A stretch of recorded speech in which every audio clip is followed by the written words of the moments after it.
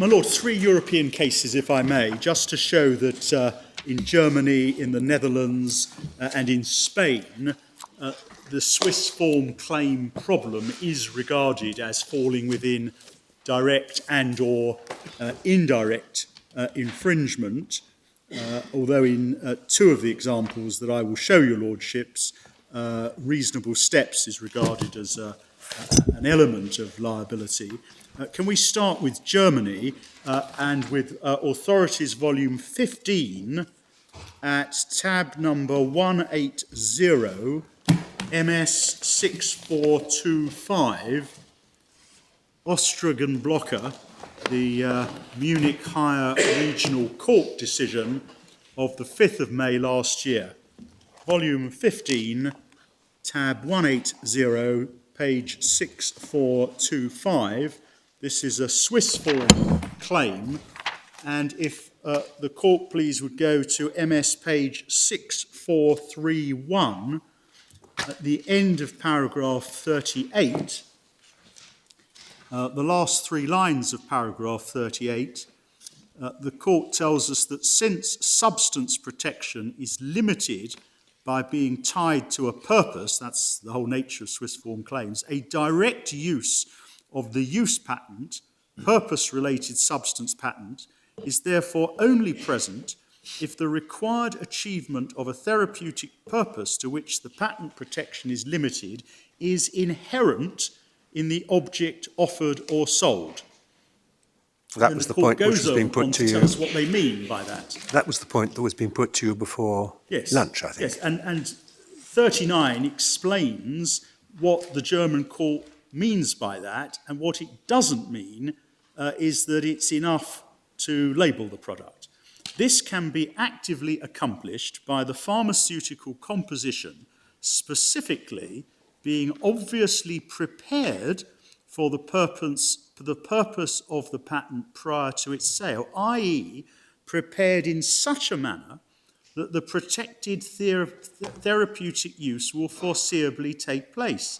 A formulation, packaging, dosage, external packaging or instructions for use enclosed with the object directed at the specific purpose, that's the patented purpose, can serve to achieve this. Since, in the opinion of the Federal Supreme Court, the objective suitability of the respective drug for being used in accordance with the patent is at the centre of the protection conferred by a use for manufacture patent, that's our point, liability of the distributor of the preparation is also conceivable without him performing any measures of obvious preparation. Taking into account the not comprehensive but limited, i.e. purpose-related substance protection, only 2 conditions need to be met, which ensure by other means that the protected substance is tied to a specific purpose. First, over the page, firstly, the product must be suitable for the purpose in accordance with the patent. And secondly, the distributor needs to take advantage of circumstances which, in a similar way to an active, obvious preparation, ensure that the purpose-related therapeutic use of the preparation offered or sold actually takes place. The latter requires a sufficient, not just occasional, use according to the patent in suit, as well as the supplier's respective knowledge, or at least its bad-faith ignorance thereof. When the underlying external conditions for the offering and sale of a product already imply its patent-protected therapeutic use, a separate preparation by the supplier becomes unnecessary, which is why it cannot be considered as the decisive criterion for liability. There is indeed no reason for requiring this, in view of the fact that, according to the case law of the Federal Supreme Court, the protection conferred by the patent, regardless of the concrete wording of the claim, relates to the suitability of the known substance for the specific medical purpose, and thus, in the end, a property inherent in the substance. In view of patent protection understood in this manner, it is downright off the mark. I don't know who translated this, but it's downright off the mark to limit the requirements for liability in the case of claims based on a use for manufacture patent to situations in which the therapeutic use in question automatically occurs due to an active act of preparation by the distributor, yet to deny patent protection if given the same suitability of the object, the said patent-protected therapeutic use occurs due to other circumstances, such as a common cross-label use. So that's direct infringement. I mean, the difficulty is that the examples they're taking, common cross-label uses means a label which allows it to be used expressly for the patented. No, on the contrary, it allows it to be used for any indication. Yeah, that's what I meant, yes. Expressly among that. Absolutely. Others. Yeah. But the point we make by reference to this passage is that the German case law, the most recent German case law, by contrast, I accept with some of the earlier cases, does not limit direct infringement to those cases where the manufacturer or indeed the supplier has labelled the product in such a way as to lead to use for the patented purpose. On the contrary, the German court addressing this point focuses on A, the suitability of the product for patented use, and B, the knowledge of the manufacturer or other defendant that there is a likelihood of such use. And so we rely on that, and that's our answer, one of our answers to my Lord Sumption's suggestion that the answer to the problem is to confine liability to those cases in which the manufacturer can be shown to have taken some step or to have failed to take some step which has the consequence of the use of the product for the patented purposes in terms of labelling or some other such act. So we rely on that German case. I have to say that I find the English translation a little obscure. Would there be any chance of our being supplied with the original? I'm sure that there could be. Indeed so, my Lord. The translation may be obscure in some respects, but I do submit, I don't have the advantage of the German original, but I do submit that the thrust of what the court is saying comes across very clearly, that in terms of a Swiss use claim, we are in the realm of direct infringement, and that direct infringement does not require the manufacturer to be responsible for any act of labelling or other similar act which can be said to be responsible for the patented use of its product. What does it mean by common cross-label use at the end of the paragraph? Use that is not confined to a skinny label or other specific.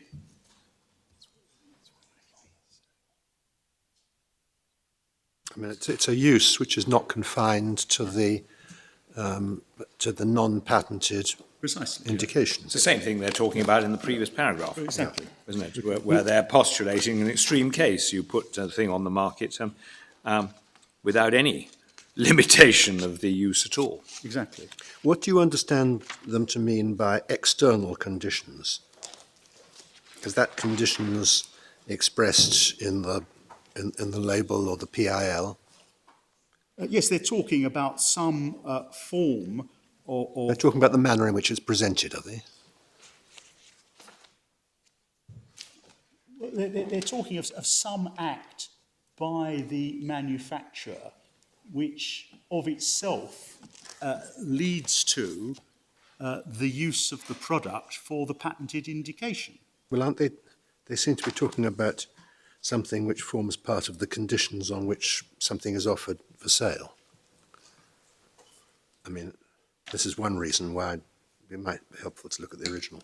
Yes. Well, I can't assist on the original. We will provide a copy for your lordships to That would be helpful, thank you. to seek to answer. If you could, it'd be interesting. Yes. See what the German for downright off the mark is.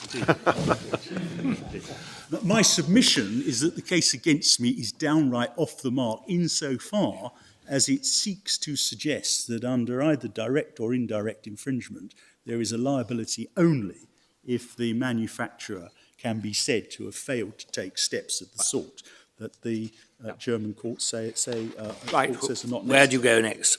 Next, we go to the Dutch case, which is the same volume, Authorities Volume 15. It's tab 178, Merck Sharp,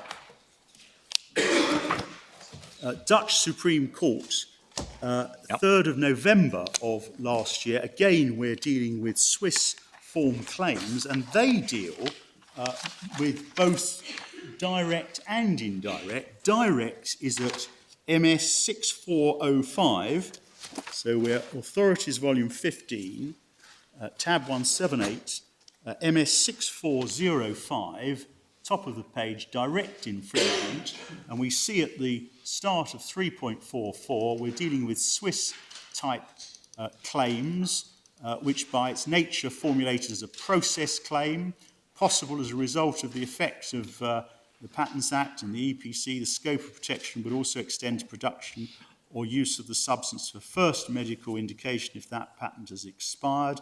That would be incompatible with the principle underlying patent law, etc., etc. And then it says this: thus, it must be assumed that a manufacturer or trader will only directly infringe a patent with a Swiss-type claim if it foresees or should foresee that the generic medicine produced or offered by it will deliberately be used for the treatment to which the second medical indication patent pertains. The average person skilled in the art will, based on the summary of product characteristics and or the package leaflet or other circumstances, have to be of the opinion that the medicine is intended or suitable for that treatment too. The manufacturer or dealer will then have to take any effective measures which can reasonably be demanded of it to prevent its product from being delivered for the patented second medical indication. The mere presence, as in this case, of a carve-out in the summary of product characteristics and package leaflet for the generic medicine will not generally be enough to preclude direct infringement. What was the carve-out in this case? It was to confine it to the non-patented indication, Have we got it quoted? but I will need assistance to identify where we so find it. Is this the stuff that's set out on pages 639, to 9? I think it is, my lord, yes. Yes. But I rely on the statement of principle. I appreciate your lordships will want to see the detail and your lordships will need to read all of this, but for present purposes, yes, thank you. It's 6398 in particular in the paragraph 3 from the top. If based on, this is 6398, based on this, portions of the SMPC for the reference medical product are omitted in the SMPC for a generic medicinal product. Sorry, where are you reading determined. from? I'm reading from 6398, Yes. 6398 in the second main paragraph, if based on this. Oh, yes, I see. Yes. I see a skinny label is it could simply operate by virtue of carve out, could it? A slim down. Yes. Just don't mention it. Indeed, indeed. Yes. So the principle the court is stating is that we are in the realm of direct infringement. It's not enough. Let's start again. We are in the realm of direct infringement. It is a defence to take reasonable steps, but it's not enough simply to carve out the patented indications from your SMPC and package leaflet. Do they say what would be enough? No, they don't. Not in relation to direct infringement, no. On indirect infringement, they deal with that beginning at the bottom of 6405. Just before we do, is there any limitation in the foreseeability requirement to be implied from them saying it must be foresee or should foresee the generic medicine producer offered will be deliberately be used for the treatment? In my submission, my lord, no, because they then define what they mean by that with the concept of intended or suitable for that treatment, my submission. And that's their understanding of the criteria. Oh, I thought that was an additional requirement. Well, in my submission, no. That's what they mean by deliberate. It's enough that you put it on the market in circumstances where it's intended or suitable. Otherwise, it's difficult to understand their exception for reasonable steps. I mean, if deliberate really does mean deliberate in the sense of it's your purpose, it's your intention, then a defence of reasonable steps wouldn't make much sense. Well, no, the knowledge here is that deliberate use by somebody else, isn't it? Than yourself. Knowledge that it will be used. Yes, I see.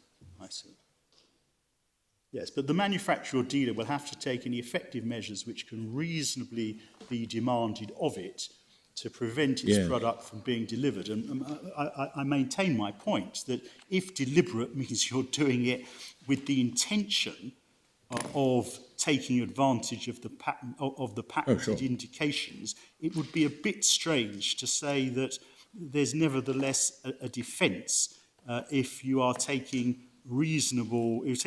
effective measures which can reasonably be demanded of you to prevent your product being used for a second medical indication. If you're doing it deliberately, it doesn't make much sense.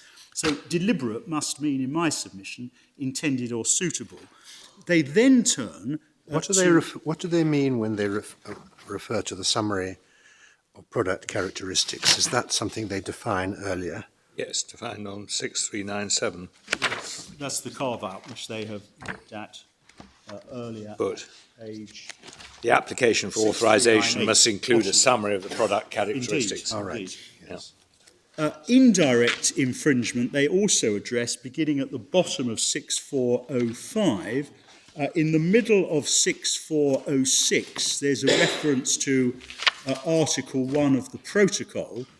There's a sentence in two-thirds of the way down, 3.6.3, fair protection for the patent proprietor mandated by Article 1 of the protocol justifies accepting that a Swiss-type claim may be indirectly infringed on the same basis as a claim under the current 54.5. And then at 3.6.4, hence, as is the case with a patent with a claim which Article 54.5 makes possible, that's the new form, a Swiss-type claim may be indirectly infringed. In particular, with a product-bound product claim, the application to be given to the product, the medicine, is an essential component of the invention within the meaning of the Patents Act 1995. I should just mention, my lords, in the Dutch law and many of the continental laws, the definition of indirect infringement is the same as we find in section 60, subsection 2,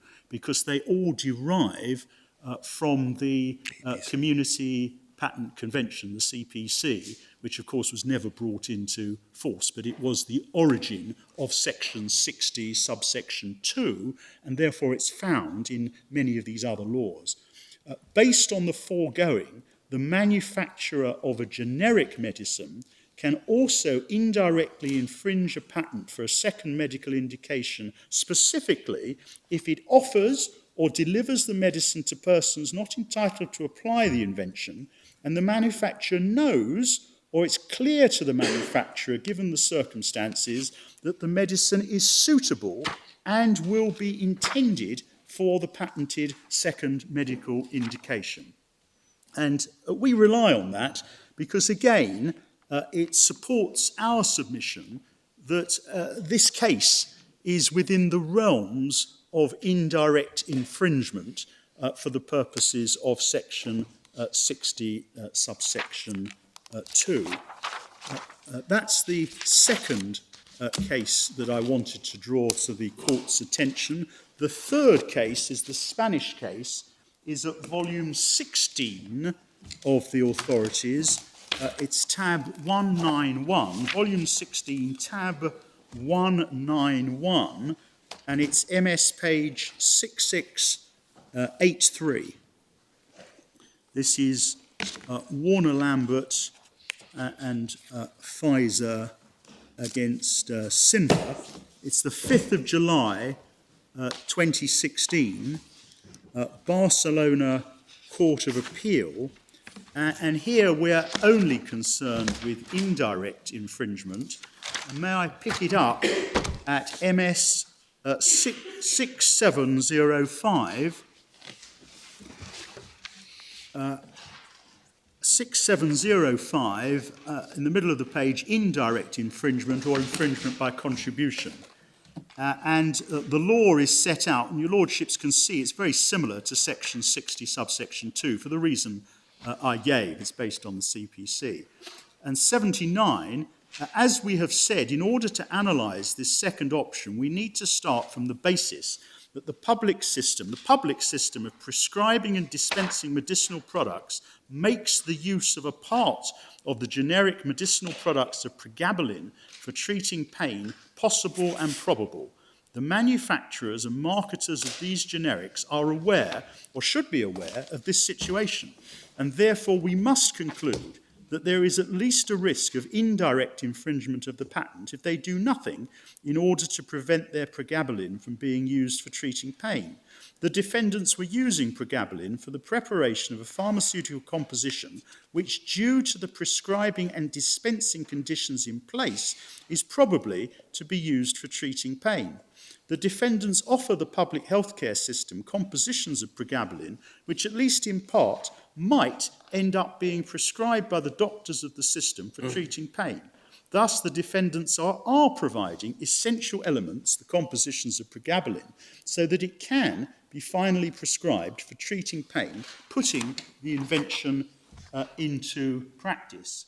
81 over the page, if the defendants want to market pregabalin, they must fairly contribute to avoiding the forbidden result.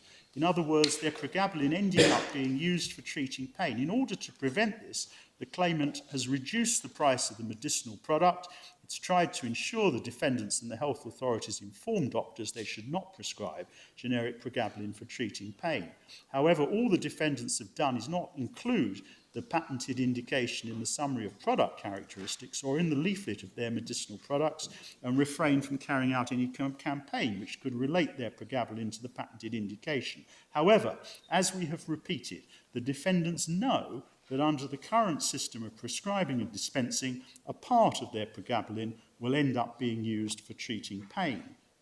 And then at the end of 82, there's a reference to the Supreme Court of Spain's admission that the doctors are in the sense required in the event of indirect infringement, those who put the patent into practice despite being persons unauthorised to exploit it.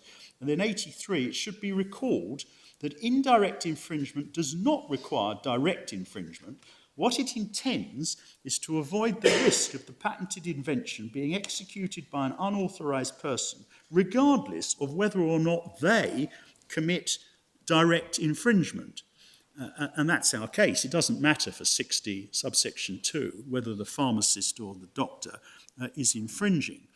And 84, the defendants should have adopted reasonable measures in order to alter this situation and thus avoid the circumstances which make it obvious that such means are suitable for putting the invention into practice. Under these conditions, we state there is a risk of infringement which justifies the adoption of interim injunctions, since there's a real likelihood a part of the generic pregabalin will be used for treating pain. So again, this recognises we are in the realm of indirect infringement. Indeed, this is the mirror image in Spain of the present case, albeit it's at the stage of an injunction.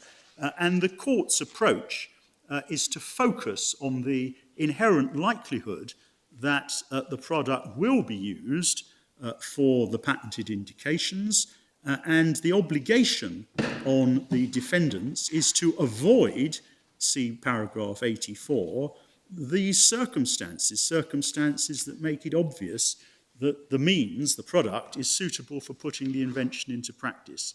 The relief that they were asking for is set out in paragraph 85, and that, as I understand it, was an order that they not only refrain from referring to the patented indication, but that they positively say that it should not be used for the patented indication. Would that be enough for your purposes? Well, we're not seeking an injunction at all. No. These were injunction proceedings. I understand that. We're concerned, we are not satisfied with such a remedy because, for the reasons I have given, we say the only effective remedy is a remedy that compensates us for the foreseeable use of our product for patented indications. And I rely on this judgment simply to seek to support the submissions I made this morning that we are within the scope of indirect infringement, as well as, see the German case, the scope of direct infringement. And the thrust of my submissions this morning, and by reference to those three cases, is to seek to persuade the court that there is infringement in the circumstances of this case, and that the case should be remitted to the Patents Court in order for the appropriate remedy, a compensatory remedy, to be addressed. Those are the submissions, my Lord, subject, of course, to any further questions that your Lordships may wish to put to me. I'm sorry to have taken longer. It will be taken out of our time for reply. But those are my submissions. Thank you very much indeed.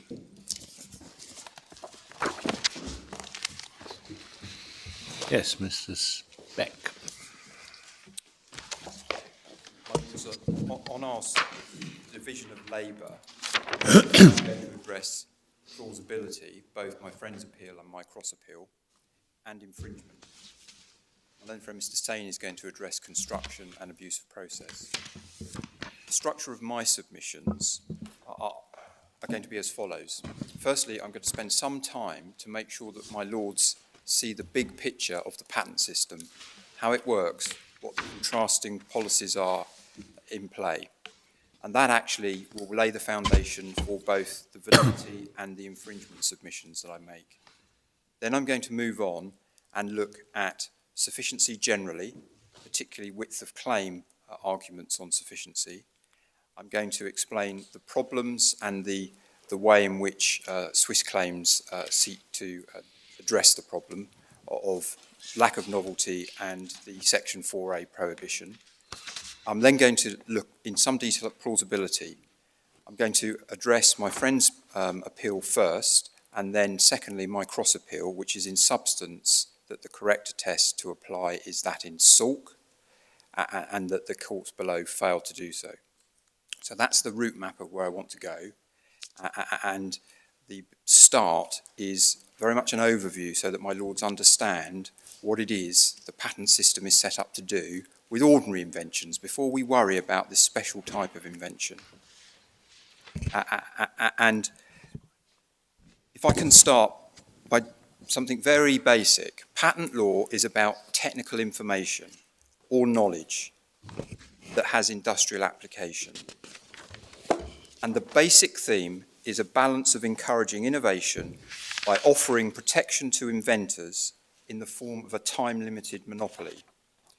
You do that on the one hand, but you also ensure protection to the public on the other hand, in two ways, both in terms of ensuring that the public are not prevented from doing what is old, or an obvious variant or development of it, and ensuring that the inventor has provided adequate disclosure for the monopoly that's granted. And that balance manifests itself in several ways in patent law, from the interplay of the specific invalidity grounds to fundamental principles such as the requirement that the monopoly claimed be commensurate with the technical contribution that the patentee makes and discloses in his patent. That fundamental principle was conspicuously absent from my friend's submissions yesterday, and it is at the core of patent law. Now, my lords, can I start by showing you a helpful summary from a learned article in the Intellectual Property Quarterly from 2012. It's in the Authorities Bundle at, Authorities Bundle 18, tab 220. It's an article by Dr. Matthew Fisher, who's an academic at the team in UCL.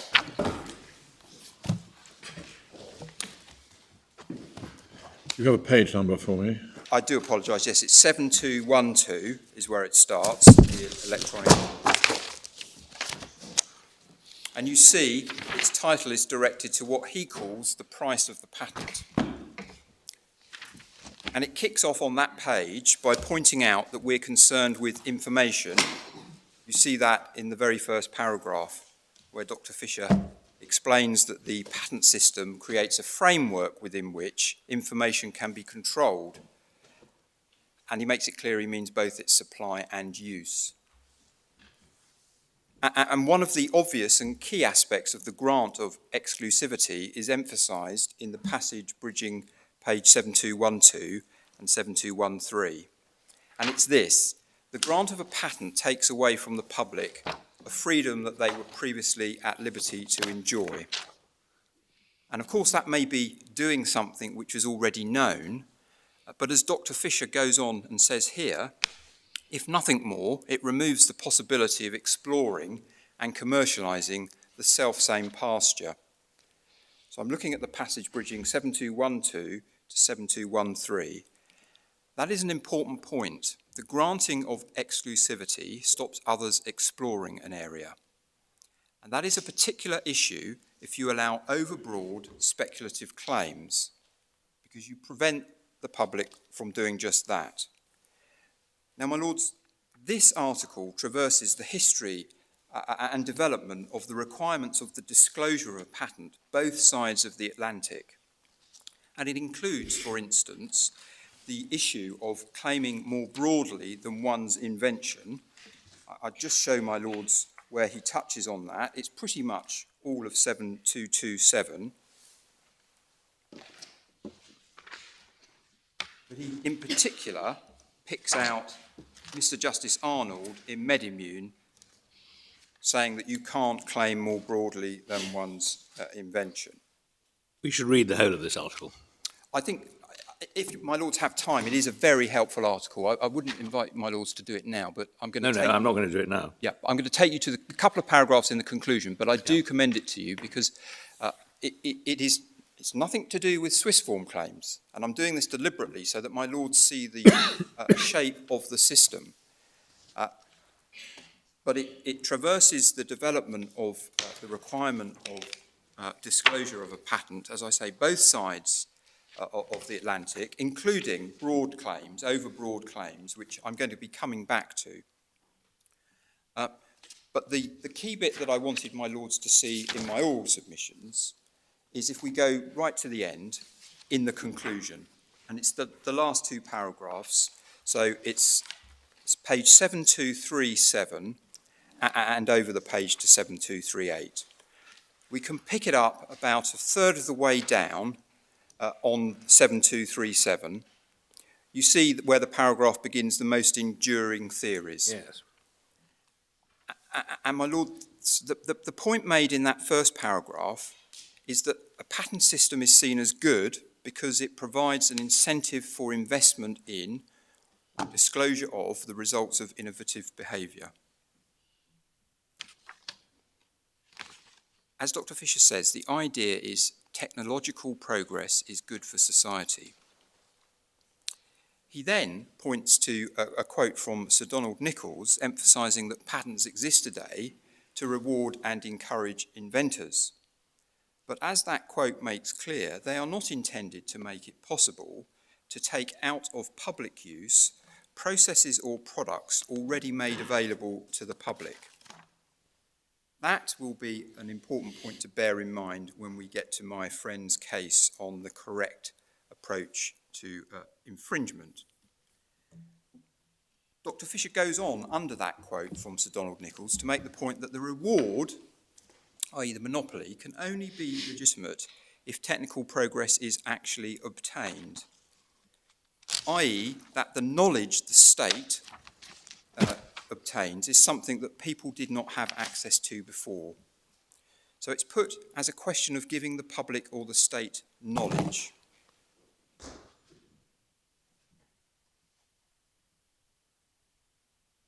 My lords, he goes on at the bottom of the page and explains that novelty and non-obviousness patrol this requirement from the outside. These requirements. Ensuring that the patentee doesn't monopolise things already in the state of the art or obvious additions or changes thereto. And sufficiency polices it from within, ensuring the public gains something new and valuable for the toleration of the monopoly.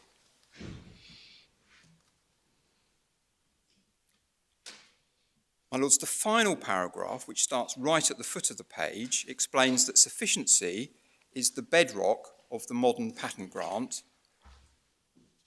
And reading over the page, Dr. Fisher concludes that a patent system lives or dies by the quality of its disclosure, because otherwise there is no bargain. And he says, but bargain there is, and the scales of justice are finely balanced.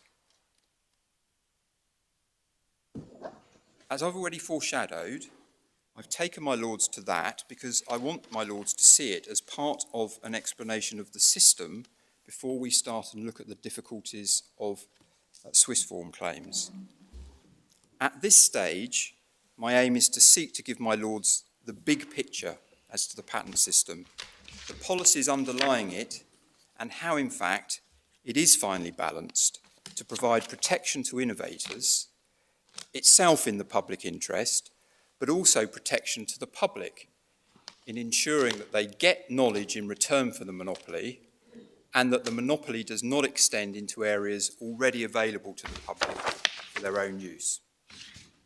So I'm hoping that my lords will have seen in it some of the fundamentals that are of key importance to the issues that my lords have to grapple with, both on validity and infringement, and that importantly, there's a balance between the rights and interests of the inventor on the one hand and the public on the other.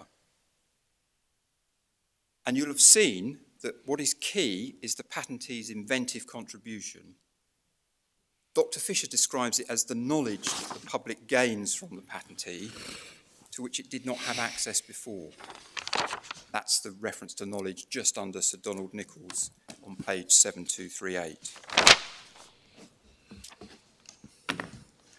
And the reason that I'm making sure that my lords see the picture as to the policy and the balance in the patent system that we have is because we're concerned with a type of claim, Swiss form claims, that are a judicial fudge. They're a type of purpose-limited claim, and they don't really fit into this balance system, as I'm going to explain. And our broad submission is that when considering the issues that arise in this case, you should pay close regard to the underlying policies and balances that you do see in the system. So to be absolutely clear, on the question of validity, my friend's submission is that a speculative claim, if you get it past the Patent Office, of whatever breadth, is legitimate so long as some part of it was made plausible by the patentee's work reported in the patent. The argument is that if subsequent work shows the speculated effect more broadly, then the patentee can have the monopoly because of that subsequent work. However my friend dresses that up, it involves an assertion that a patent monopoly can be obtained without the accompanying knowledge that the state or the public should get from the disclosure of the patent. Well, you're moving from one type of knowledge, aren't you, to another? I mean, the knowledge which... is there any reference to plausibility in this article? No, not at all. No. Not I mean, the knowledge it's talking about is knowledge as to enabling you to repeat the, or to complete, perform the exercise. It's not knowledge on the face of the patent document that the exercise is likely to be to work.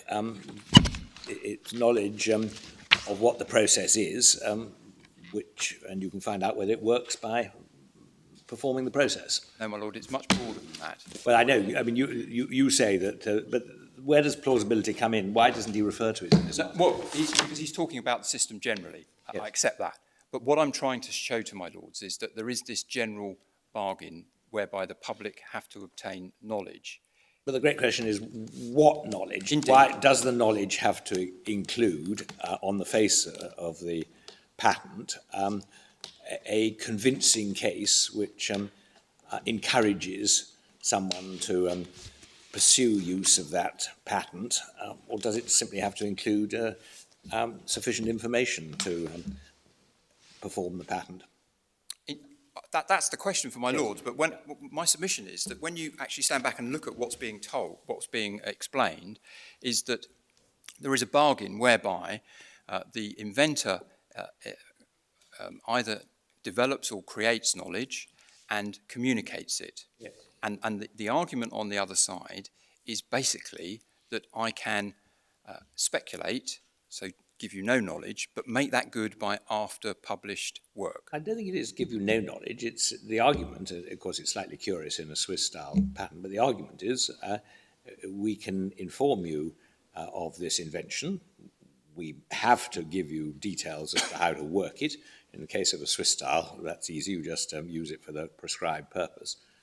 And that's all we have to give you. You argue that you've got to give them quite a lot more, namely information on the face of the patent, that this is likely to be worth the effort, worth the candle. And I think you say across the whole width of the patent. Well, I'm going to explain precisely what that means, but broadly, yes, I do. Yes. And that's because you have to have created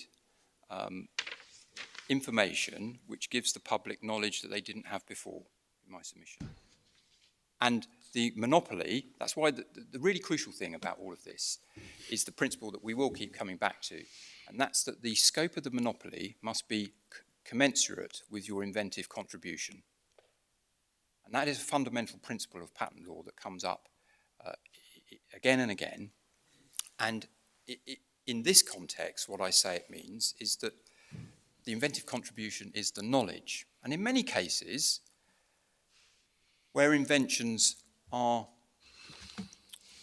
not, as it were, capable of being written down just as goals beforehand, the fight is purely about disclosure and enablement, because that is the knowledge that you need to implement that type of invention. So in many cases, that's why we're talking about that. What I'm trying to convey to my lords is that actually, ultimately, what we're fighting about on plausibility is another aspect of that. It's about conveying knowledge and about making sure that the knowledge that is conveyed is commensurate with the scope of the monopoly claimed. Take a classic first medical use.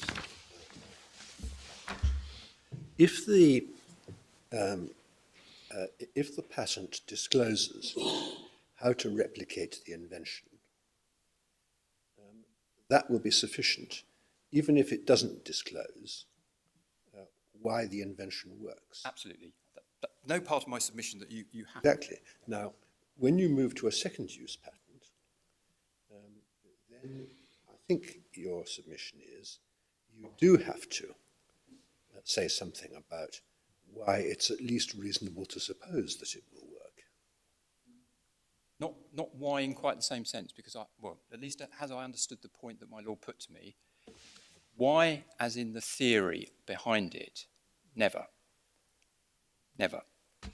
In most cases in practice, I can see on a first use patent explaining how to replicate the invention will incidentally explain how it'll work, but it isn't necessarily so. Exactly, exactly. There can be cases in purely empirical fields where you do something, a chemical case, you find out it works, and it works. Well, anesthesia, I think, is often given as an example. Maybe. As I understand it, you don't actually understand in detail how it works. Maybe. But you're right. Where the nature of the invention is, in fact, just something which is something that you can speculatively write down, you're not giving the public any knowledge in your side of the bargain.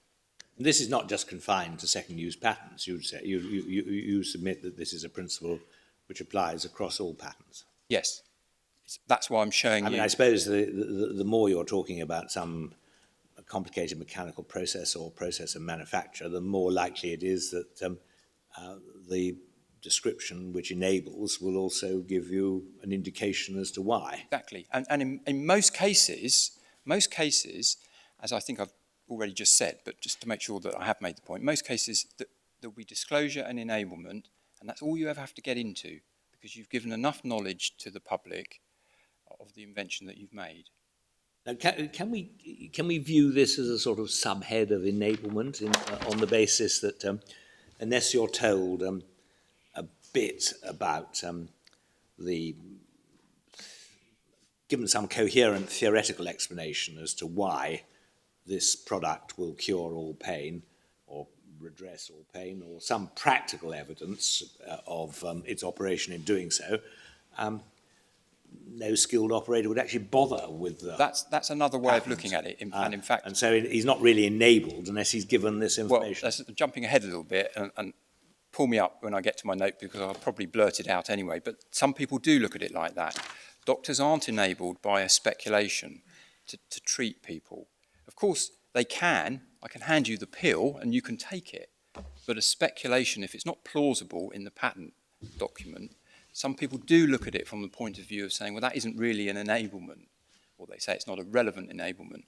But underlying all of that, however you put it, it's all about failing to give the required knowledge for your part of the bargain as the inventor. The hypothesis is that the skilled person wants to and is going to try to replicate it. So you make that assumption, and then you ask whether he can do that. In some cases, that's true. When you're talking about a doctor, that's not, you can't. Well, I'm not talking about a doctor, I'm talking about the skilled person who is interested in replicating this invention. An ordinary invention, or this particular treaty. Well, it certainly, my friend took you to a case, Mentor and Hollister. Absolutely, where you've got somebody who's trying to make the description work, all those features come in, and they are trying to replicate it. And the question there is, have they given enough knowledge in the instructions? And it's not usually a case about no instructions at all. It's about, well, you should have said this or you should have said that. And I'm going to show, my lords, that that's one particular type of sufficiency.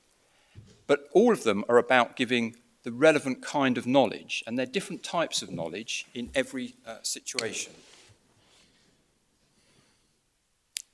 Is this the same point that Lord Hoffman was making in Medeva?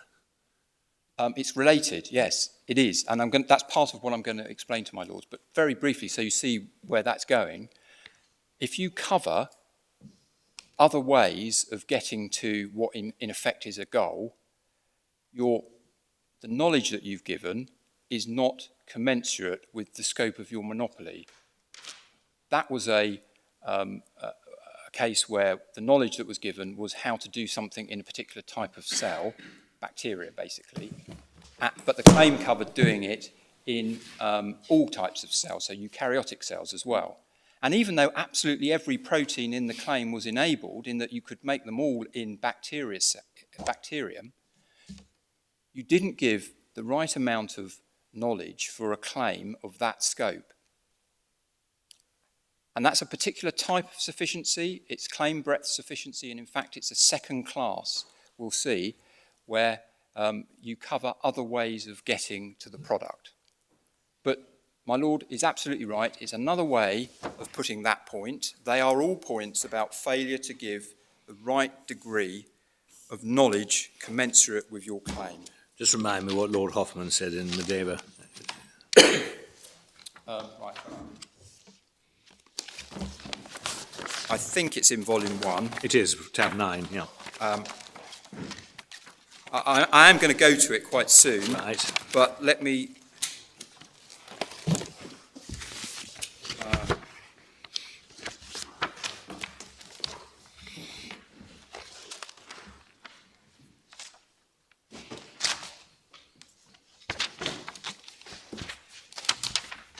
the bit I've got marked up is on page 48, so it's 1588.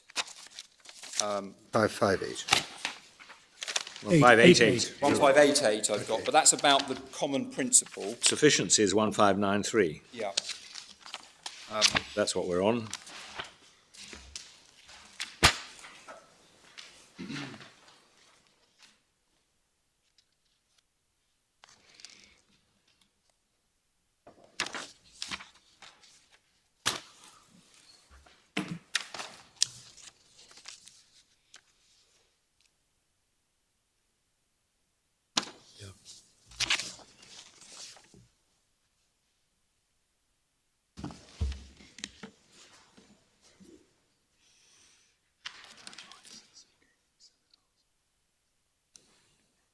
I think I might be better if I try and deal with it in the...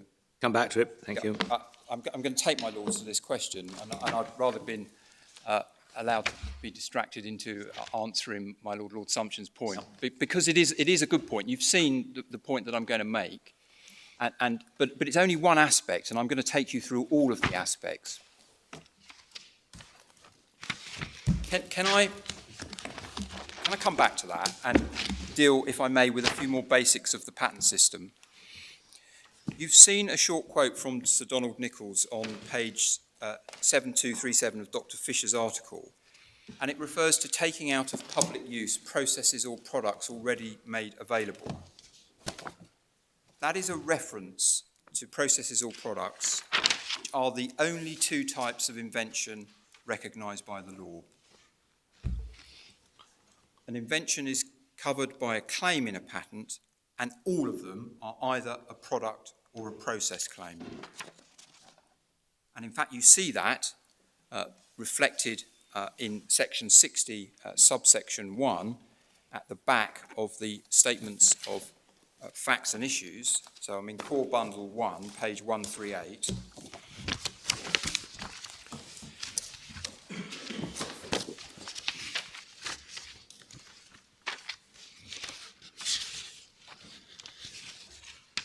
It sets out the direct infringement acts. Section 60, subsection 1, you've looked at earlier on today, but looking at it here allows me to identify several related points for my lords. First, the point I've just made, there are only two types of invention. Yep. And you see subsection A, for instance, applies where it's a product, and subsection B and C apply where it's a process. And that's why Sir Donald Nichols was referring to products or processes. They're all one or the other. And it's those things which are in the claims which must be novel and inventive. And I suspect that you've actually appreciated that a patent claim is a list of requirements or integers, so it in fact describes or delineates a class of products or processes. And the requirement for novelty and non-obviousness is a requirement for the entirety of the claim. If you cover something that's old or obvious, the whole claim is bad. That's why we have a practice of including nested claims with more and more requirements or integers added in, making narrower claims. And that makes it less likely to be hit by the prior art or some obvious variation of it, or otherwise invalid as being overly broad. The second point I make, and it's particularly important given the submissions that were made this morning, is section 60. You need to keep in mind the distinction in principle between the invention, i.e. the claims describing the features of the product or the process, and the acts which amount to infringement. So if one were to consider a product claim, for instance, the product itself will be set out in the claim, but the infringing acts, i.e. what causes liability to attach to a person, are the doing of the particular things in section 61, subsection A. And of course we talk loosely of a product infringing, but what we mean by that is it's just shorthand for whether the act of making, keeping, disposing and so on would be an infringement if done without consent. Why am I labouring this point, my lords? Well, because when one comes to infringement, it's important for my lords to understand that this is an issue of claim construction. It's nothing to do with trying to rewrite section 60, which is the way my friend put it this morning. He's muddled it all up, in effect saying we can have a reworked set of conditions for infringement or perhaps even for relief written into section 60. There's nothing to do with that. In my submission, the proper analysis of the problem is in fact, I think my Lord Reid put your finger on it earlier, it's what the invention is, i.e. what the claim requires. What is the proper meaning of the claim, and in particular the word for? And that is a single question. It is a point of some importance, and it's a point where my lords have, as it were, some freedom, because it's something that my lords have to, in my submission, decide bearing in mind the competing factors and the policies that I'm hoping that you'll see in the patent system. But that's all it is. It's a question of what these claims mean, and that will have a knock-on effect as to what amounts to infringement. The other point I draw attention to, that my friend also drew attention to this morning, is that generally patent infringement is a tort of strict liability, and you've seen that. There is one exception, not the actual use of a product, but if you're offering the product for use under section 61B, that is not strict liability, but dealing in a product that is within a claim is strict liability, using the product, using a process is strict liability, and dealing in a product which is the direct result of a process is also strict liability under section 61C. That is important because the consequence, particularly of that last section, is that anybody, wholesalers, pharmacists, and so on, stocking a product, if it be held that it is made in accordance with the patented process, will be an infringer on the basis of strict liability. It's got nothing to do on that analysis with section 60 subsection 2. I'm going to deal with that as well. But a really important consequence of my friend's argument is that if he's right on there being an infringement of the process, the actual product that's made as a result is as if you stamp it infringing product and it can never be erased. And in fact, there's a big difference between that section and the effect of section 60 subsection 2, which doesn't have that effect at all. That's all about supplying in effect things which are nearly the invention that you know that somebody's going to put the invention into effect. But if somebody buys it and doesn't do that, they're not infringers. So you don't have the effect of franking a product and infringement forever under section 60 subsection 2, but you do under section 60 subsection 1C. Now, related to the point that I make about patent infringement or patent... So under A, presumably? No, Perhaps not. Yes, A is not that because it's not a product claim. The claim is a process. Yes. So infringement's never been alleged under A. It can't be because the claim here is a process. The section is very similar in what act you're doing, and my Lord may be right in that from a practical point of view it looks pretty similar, but you don't plead infringement under section 61A because the claim in the patent is not a product claim. No, but if we were talking about a claim that was a product, then once it's Absolutely, same. made in breach of the patent, anyone who offers to dispose of it. Exactly. Even keeping it. Even keeping it. Absolutely. Well, and so they have the same. Yeah, or keeping it. Yeah. They have the same effect. And that's why I think it's common ground between us that there's strict liability generally, but a really important consequence of Section 61. As part of Lord Panic's case, I think. I understand that, and one of the things that is a problem in my submission with his case is that he does want his cake and eat it, and wants to get a claim by the bending of the rules, and then he wants to rely upon the general proposition of strict liability and the idea that it's terrible if any product can conceivably get to a patient for the wrong indication. But in my submission, that's just an unfair approach. You get your toe in the door by bending the rules to the judicial fudge, and then you don't like the normal consequences or the balance that you see in the patent system anyway. But anyway, I'm going to come on and elaborate those submissions. For my purposes at the moment, I just want you to see that a really important consequence, and in fact, it was a driving point for Mr. Justice Arnold in his conclusion that there can't be infringement unless there's something, unless there's intention.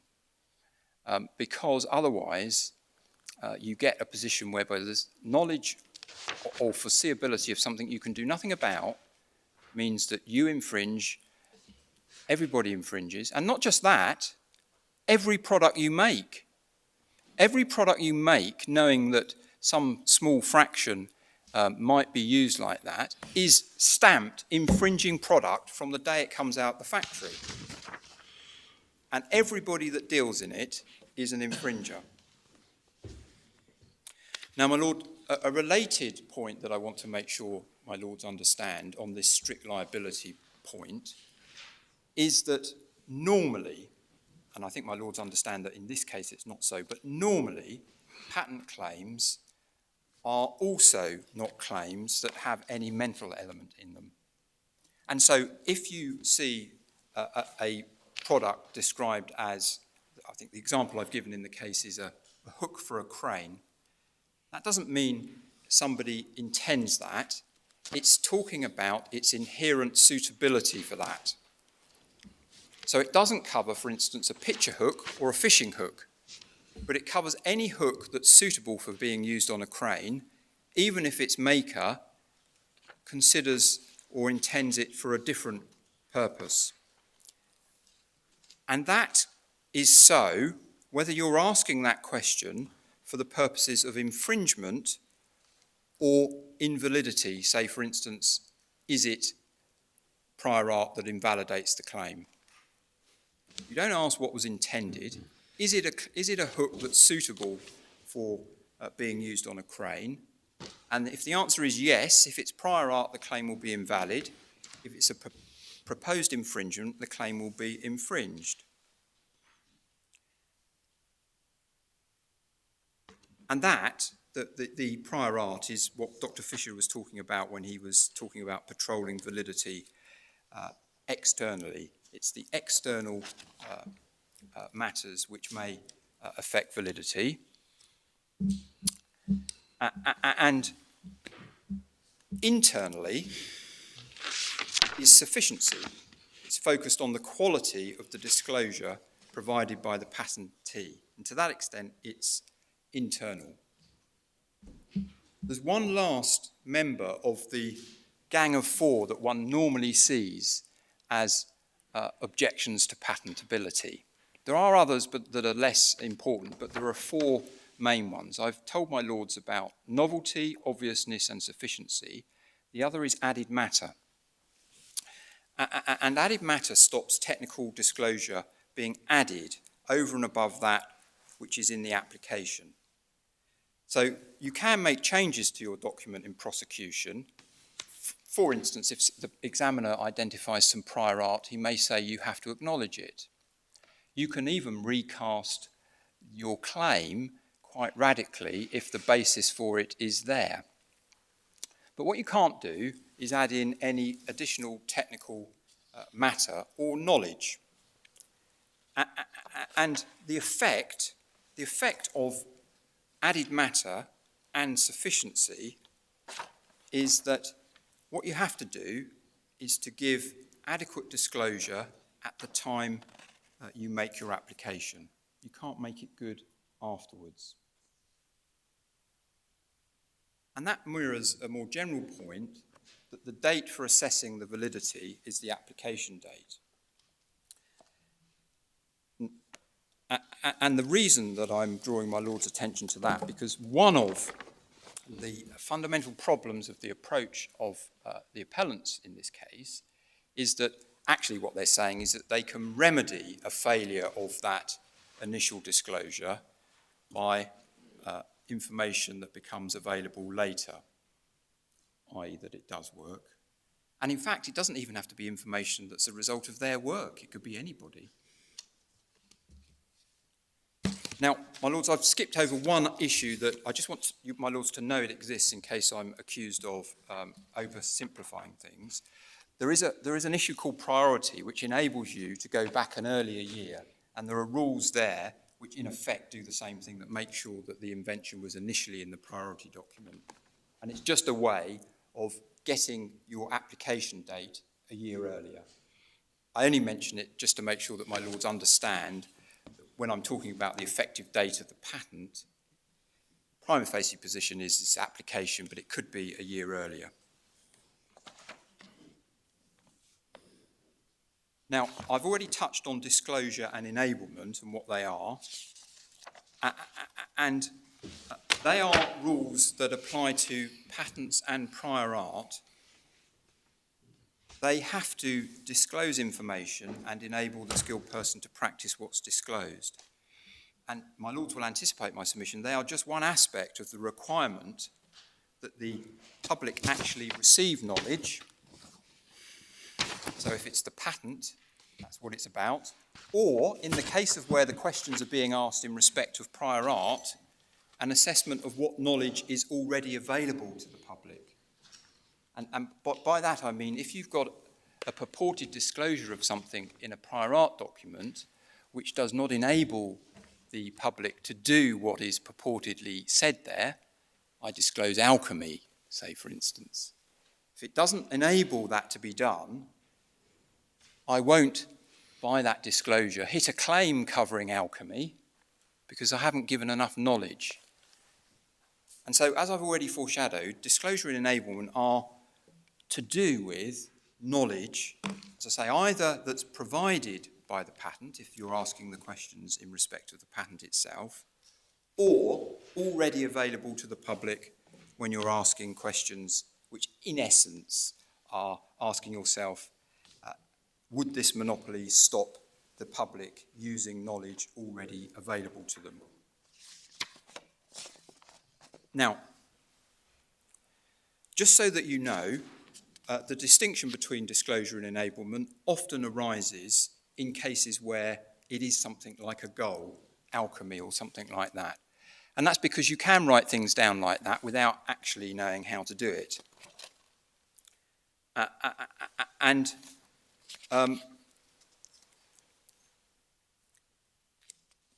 Just so that you know, Swiss form claims share that particular peculiarity in that you can identify a known medicine and just write down conditions that you think or hope it might be good for.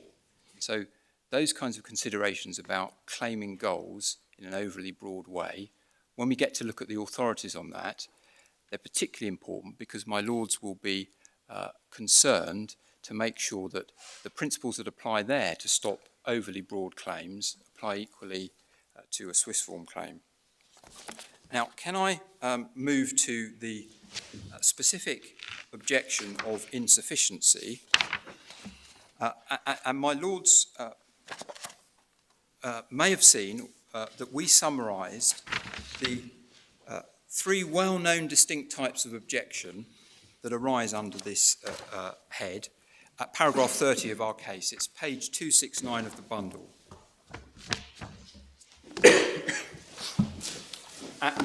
And we see them explained by Mr. Justice Floyd in the Regeneron case at first instance.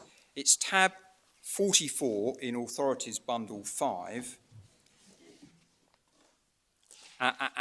And so that is page 2946 of the electronic bundle. And just so that you know my submission, my lords, I say they're all to do with failure to provide the knowledge required to justify the monopoly. And you see on page 2983 the three broad categories identified in paragraph 153. There, it's in the middle of that paragraph. The MS page, please, I'm sorry. Sorry, 2983. 2983, thank you. Yeah, and towards the top of that page, paragraph 153,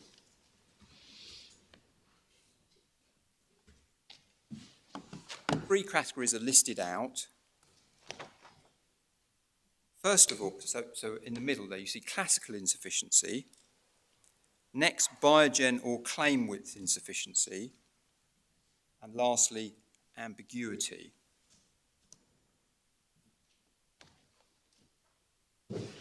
Now, my lords, the first is obviously the straightforward ground that the instructions that you gave just make it too difficult to do it, even following the instructions for a specific embodiment.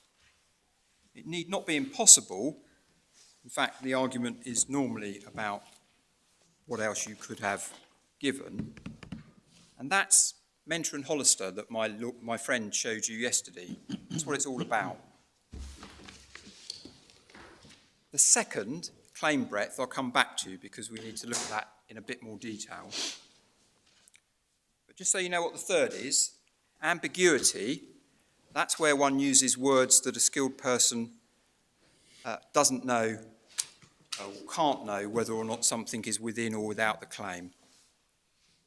It's not a case just where there may be a construction dispute. It's where the words used are not properly defined. Well, they can have a wider or a narrower meaning. Well, or totally uncertain. Let me give you an example. You could say that something has to a molecule has to have a molecular weight greater than some other thing, which itself doesn't have a single molecular weight. Put more homely, if I claim a widget with features A, B, and C, wherein it's heavier than a bag of nails, that will be bad for ambiguity and sufficiency, because it will depend on the bag of nails. And that's not a construction point. It's that you've inherently not given something which enables you to know whether you're within or without the claim. And that is a recognised head of insufficiency. Before I look at the third head, please note what Mr. Justice Floyd explained. It's a type of claim breadth insufficiency, is it? I don't know. Anyway. No, it's not breadth. It's just to do with the fact that you just haven't got a clue whether you're within or without. It's a different type of thing. But again, it's a failure to give. Yes. Enough knowledge, yes, information. But before I go to the second, which is claim breadth, can we have a look at what Mr. Justice Floyd says just above where he identifies the three categories? So I'm still in paragraph 153, and the judge explains that sufficiency is a single objection, so I'm 4 lines down, but says it may arise in different ways. What that means is that these different kinds of issues are all part and parcel of sufficiency, but they stand alone in the sense that if you fall foul of one of them, you're not saved by resorting to, say, classical insufficiency. And frankly, that was the effect of my learned friend's submissions yesterday. He's trying to hide from the failure to provide adequate disclosure in a respect that's relevant here, plausibility, by showing you considerations and waving Mentor and Hollister under your noses to say, look, I'm all right on classical insufficiency. And that, I think, is the answer to the point that my Lord Sumption put to him about it being a freestanding objection or no objection at all. How can it be something in the middle, which is what he tried to run? It's part and parcel of the law of sufficiency, so it's not, as it were, freestanding outside of that statutory objection. But it is freestanding in the sense that if you fall foul of it, that is it. You are not saved by trotting out Mentor and Hollister and saying, oh, but if only you'd have complained on classical insufficiency, I'd have been all right. Can we deal with width of claim? Can I explain a little bit more about the detail of width of claim?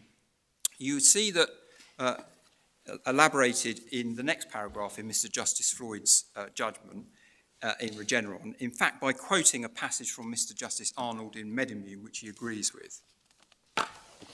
So I'm in 154 on 2983. And you see from that paragraph that width of claim is where the general principle that the protection should correspond to the technical contribution comes into play. It's the first thing mentioned in that extract. And just for my Lord's note, just for completeness and to show how well established that principle is, we've given my Lords the references to some EPO cases in paragraph 32 of our case with a footnote to that paragraph as well. Don't ask you to turn it up now, but it is a fundamental and well-established principle.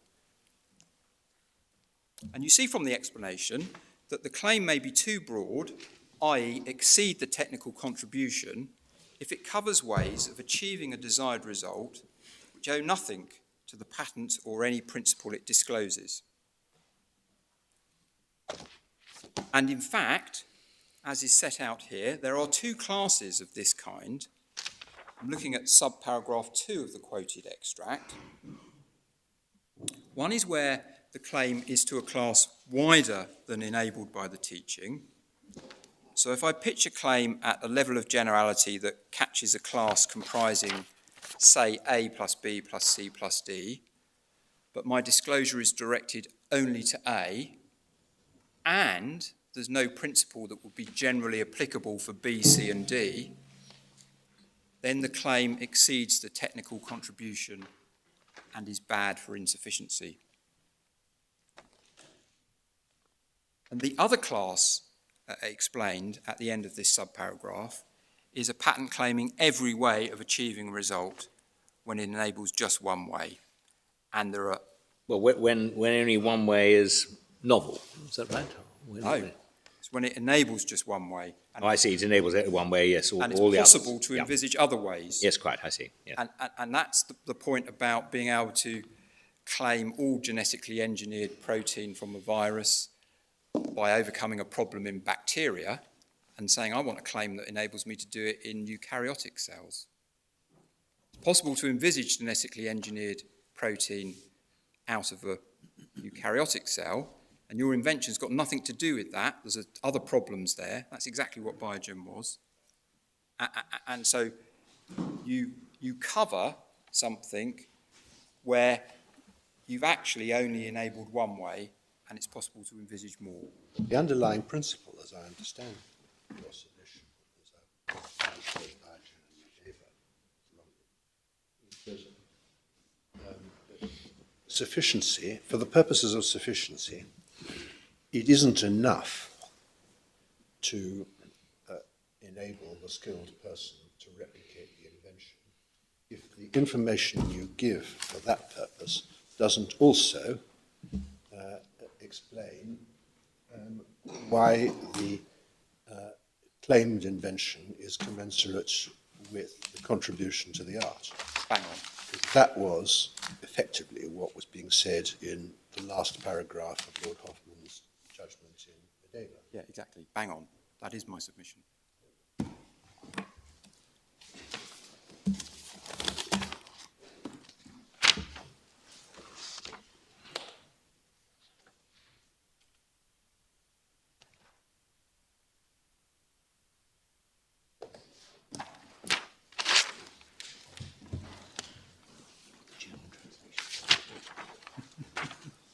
Now, more broadly, how does one assess whether or not a claim is too wide when one sees the disclosure in the invention, in the patent? My lords, the answer to that question is you take account both of the width of the claim and the nature of the invention.